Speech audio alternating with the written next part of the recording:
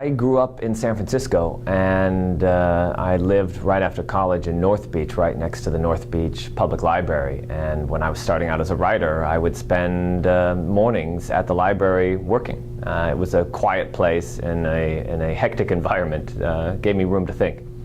We just went on a trip together for 2 weeks, me and my 8-year-old and my 5-year-old. And so right before we left, we stopped at the Mission Public Library in San Francisco, and we picked up books both in English and Spanish because the kids are learning Spanish. Yeah, I remember at my school, there was a library in the school. For me, it was kind of a magical place where you could walk down the aisles and you never knew exactly what you might find. It was like an adventure. I think they're important. I mean, to be honest, there was a period of time where I didn't go to libraries. When I was starting out as a writer, I spent some time in a library in San Francisco, but then there was a long stretch of years where I didn't go until I had kids.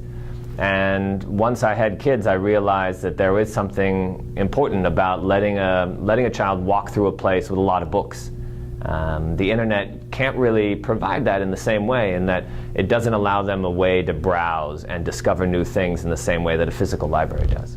It'd be like the difference between going to a museum and seeing artwork in person versus seeing it on the internet. There's no substitute for being there in person. I've seen it a little bit more recently. It seems to me that libraries are now making a concerted effort to engage with their communities in the digital era. You know, it's a different challenge, I think.